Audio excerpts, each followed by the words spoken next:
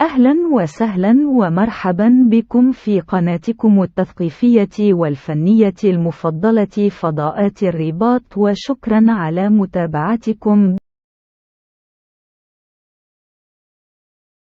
الزكاة حل لكل مشاكل العالم. الزكاة واجب أصيل وأحد أركان الإسلام الخمسة، وهي واجبة على كل مسلم عاقل وقادر ومسؤول. إذن كم هي زكاة المال؟ نصاب زكاة المال المعروف 2.5% من مجموع الأموال والثروة إذا مضى عام. الزكاة في اللغة تعني النمو، الزيادة، البركة، الثناء، البر، طهارة الشيء، الطهارة الجسدية أو المعنوية، بمعنى زكاة المال. تسمى الزكاة بالمال الذي ينفقه المتبرع، وهي تستخدم في الديانات التوحيدية بهذا المعنى المراد منه للعبادة، أي الصدقة بالمال. والزكاة في الإسلام المال الذي يجب إنفاقه في مصارفه 8 وفق شروط معينة، وهو حق معلوم من المال يقدر بمبلغ معلوم. في الشريعة الإسلامية نوع من العبادة، أي إنفاق المال على الوجوب، فهو من أركان الإسلام الخمسة، والعطاء الخيري في النفقة الواجبة وغيرها. والزكاة في الشريعة الإسلامية نصيب من المال ونحوه يقضي القانون بإعطائه للفقراء ومن في حكمهم بشروط خاصة، أو هو اسم لمال معين يجب دفعه للمستفيدين بشروط محددة. تسمى الزكاة لأنه بدأ بمال الزكاة لتطهير المال، وفي زكاة الفطر لتطهير النفس، كما أن إخراج الزكاة سبب في زيادة المال ونموه، وسبب لزيادة الأجر في الآخرة بمضاعفتها للزكاة. وتسمى الزكاة صدقة، أما الصدقة فتشمل واجبة ونفاذة، خلافا للزكاة التي تختص بالواجب. وإعطاء الزكاة في الإسلام عبادة تتعلق بالمال، وهي ثالث أركان الإسلام الخمسة، وهي مفروضة بإجماع المسلمين، وفرضها بدليل الكتاب والسنة، وإجماع المسلمين. من القرآن ذكر بينهم إخراج الزكاة. وارتبطت الزكاة بالصلاة في القرآن في 82 آية، وهذا يدل على أن الخلافة بينهما غاية في الصعوبة والنهائية، كما في الفضائل الشريفة. فرضت بمكة عامة، ووضحت أحكامها بالمدينة المنورة في السنة 2 للهجرة. تجب الزكاة على المال أو البدن على الغني بمبلغ معلوم تدفع في بنوك الزكاة 8. وتشمل الزكاة في الفقه الإسلامي دراسة زكاة المال وزكاة الفطر وصناديق الزكاة ومبالغها ومخصصاتها. الزكاة التزام شرعي بنظام متكامل يهدف إلى تحقيق مصالح الناس والوطن، والتكافل الاجتماعي، وتلبية حاجات المحتاجين، وإثراء الفقراء. والزكاة هي الصدقة المفروضة، ومبلغها معلوم، وهي واجبة، وليست مساهمة خيرية، ولا تعتبر ضريبة، بل تختلف عنها، ولا خلاف في مبالغها وأحكامها إلا في أمور قليلة، وتدفعها الزكاة أو من ينوب عنه إلى المستحق، وإذا طلب السلطان ذلك لا بد من دفعها له والتصرف بها في بنوك الزكاة. لا ينفق على الجمعيات الخيرية أو بناء المساجد أو الأعمال الخيرية الأخرى. وتحريم الزكاة سبب في الهلاك وضياع المال والعقاب في الآخرة، ويمنعها معتبرا أنها واجبة، ويأخذها منه السلطان، وإن كان بذلك خارج قبضة الإمام. حاربه في سبيل الإسلام، وهذا لا يخرجه عن الإسلام. للزكاة في اللغة معان عدة، منها البركة والنمو والزيادة.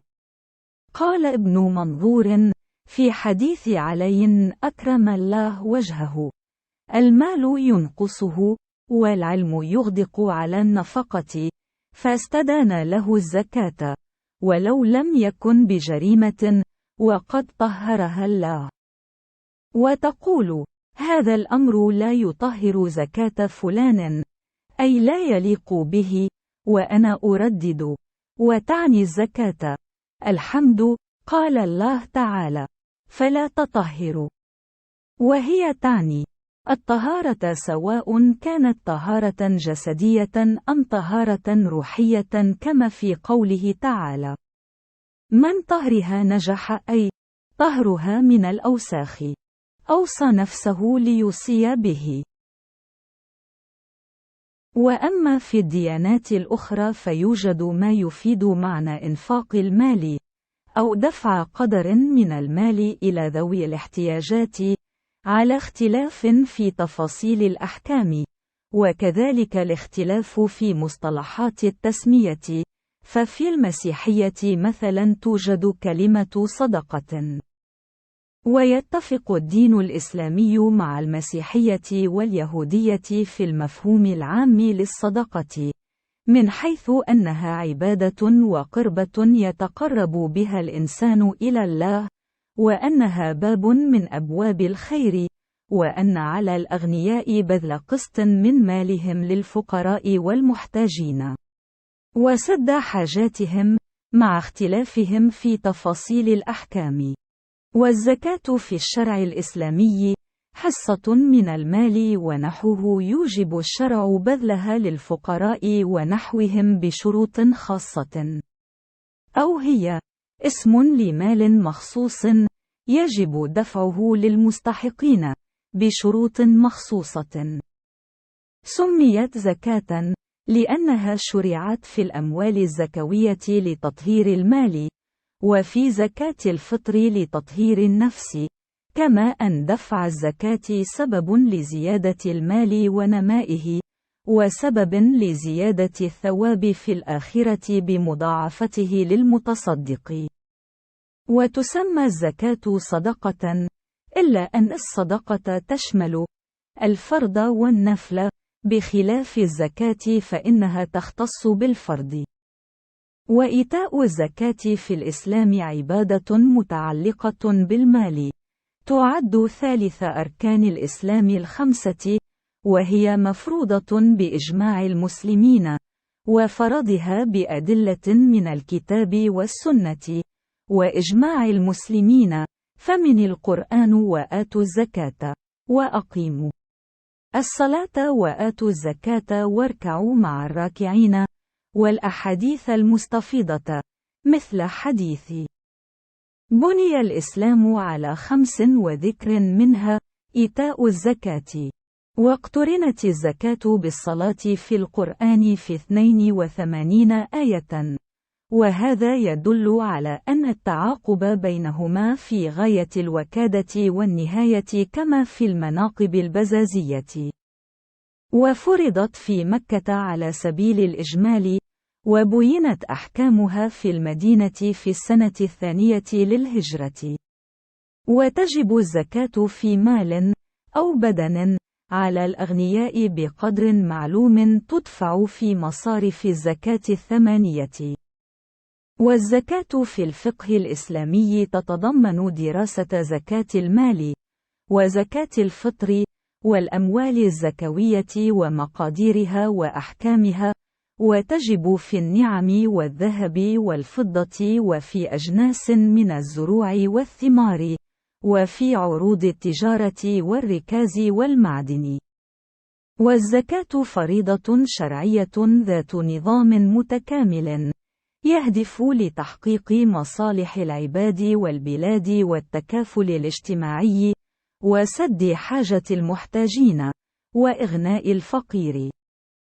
والزكاة هي الصدقة المفروضة بقدر معلوم في المال، وهي إلزامية، وليست مساهمة خيرية، ولا تعتبر ضريبة، بل تختلف عنها، ولا خلاف في مقاديرها وأحكامها إلا في مسائل فرعية قليلة، ويدفعها المزكي أو من ينوبه للمستحقين، وإذا طلبها السلطان لزم دفعها إليه، وتصرف في مصارف الزكاة، ولا تصرف للجمعيات الخيرية، ولا لبناء المساجد، وغير ذلك من الأعمال الخيرية. ومنع الزكاة سبب لتلف المال وضياعه والعقوبة في الآخرة، ومانعها مع اعتقاد وجوبها يأخذها السلطان منه، وإن كان بذلك خارجا عن قبضة الإمام قاتله بحق الإسلام، ولا يخرجه ذلك عن الإسلام. الزكاة في اللغة لها عدة معان، منها البركة والنماء والزيادة. يقال زكى الزرع أي نما، وزكت البقعة أي بوركت، والزكاء ما أخرجه الله من الثمر، وأرض زكية طيبة سمينة، حكاه أبو حنيفة.